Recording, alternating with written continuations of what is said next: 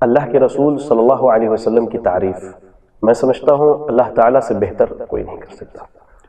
اور آپ صلی اللہ علیہ وسلم کے مکمل اخلاق قرآن مجید کی صورت میں اللہ تعالیٰ نے ہمیں عطا کیا ہے،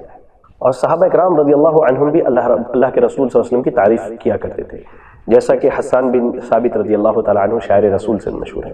آپ کو وہ کتاب یاد ہوگی، ہم نے پڑھائی کے دور میں وہ کتاب پڑھی تھی، اظہار العرب، اس میں ایک بڑا مشہور شعر ہے کہ وضم الالہ اسم النبی وما اسمہ اذ قال فی الخمس المؤذن اشہد، کہ اللہ نے اپنے نام کے ساتھ اپنے نبی کا نام جوڑ دیا کہ مؤذن پانچوں وقت اشہد ان لا الہ الا اللہ کے بعد اشہد ان محمد رسول اللہ کہتا ہے۔ تو نبی صلی اللہ علیہ وسلم کی تعریف کرنا، آپ کے شان میں تعریف کے کلمات کہنا،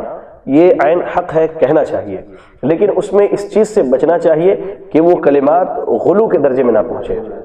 عموماً آج ہمارے یہاں جو نعت خوانی کا تصور ہے، تو اکثریت جو ہے نبی صلی اللہ علیہ وسلم کی شان میں غلو کر گئی ہے۔ بعض لوگوں نے آپ کو بشریت سے نکال کر کے نورانی مخلوق قرار دے دیا، بعض نے آپ صلی اللہ علیہ وسلم کو الوہیت کے درجے تک بھی پہنچا دیا ہے، نعوذ باللہ۔ تو اس سے بچنا چاہیے، پرہیز کرنا چاہیے۔ اور جہاں تک نعت خوانی میں میوزک کا سوال ہے،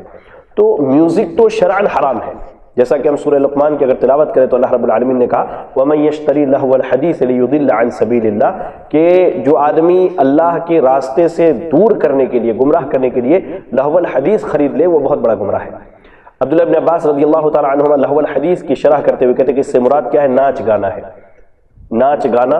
گانے کی جو چیزیں ہیں، ناچ اور ایسے ہی بجانے کے جو آلات ہیں، اس سے مراد لہو الحدیث سے مراد وہ ہے۔ تو قرآن مجید کے مطابق وہ آدمی گمراہ ہے جو میوزک سنتا ہے، سناتا ہے۔ اور ایسے ہی اللہ کے رسول صلی اللہ علیہ وسلم کی ایک بڑی مشہور حدیث ہے، امام بخاری رحمہ اللہ نے اپنے صحیح میں اس کو تعلیقاً ذکر کیا ہے۔ اللہ کے نبی صلی اللہ علیہ وسلم کہتے ہیں لَيَكُونَنَّ مِنْ أُمَّتِي، کہ میری امت میں کچھ قومیں ایسی بھی ہوں گی جو حرام چیزوں کو حلال کریں گی، مثلا ریشم کو حلال کر لے گی، شراب کو حلال کر لے گی، اور یہ ناچ گانے اور میوزک کے آلات کو اپنے لیے حلال کر لے گی۔ اور اگر دیکھا جائے تو میوزک بجانا، یہ جو تالی بجائی جاتی ہے قوالی کے دوران، یہ جو سٹی کے آواز نکالے جاتے ہیں، یہ ساری چیزیں مشرکین مکہ کی عبادت کا طریقہ ہے۔ قرآن مجید کی ہم تلاوت کریں، سورۃ الانفال کی آیت نمبر 35 میں اللہ تعالیٰ نے بڑے واضح لفظوں میں کہا ما کان صلاتهم عند البیت الا مکاء وتصدیہ، کہ یہ مشرکین مکہ خانہ کعبہ کے پاس جب اللہ کی عبادت کرنے کے لیے آتے تھے تو یہ سیٹیاں بجاتے تھے اور یہ تالی مارا کر میوزک پر نعت خوانی کرنا، قوالی پڑھنا، یہ شرعاً حرام ہے، ناجائز ہے، اس سے بچنا چاہیے۔ اور میں تو تمام مسالک کے علماء اکرام کو ایک دینی بھائی ہونے کی حیثیت سے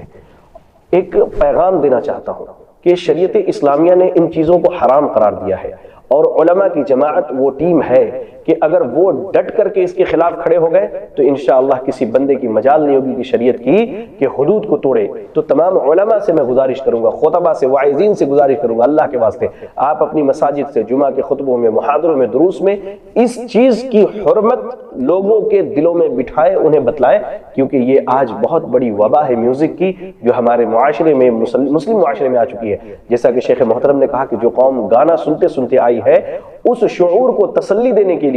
آج میوزک کے طرز پر نعت اور قوالیاں سن رہی ہے۔ اللہ ہمیں اس سے بچنے کی توفیق عطا فرمائے۔ سبسکرائب کیجئے ہمارے چینل اور دبائیے بیل کا آئیکن تاکہ آپ کو ریگولر نوٹیفیکیشن اپڈیٹس مل سکے۔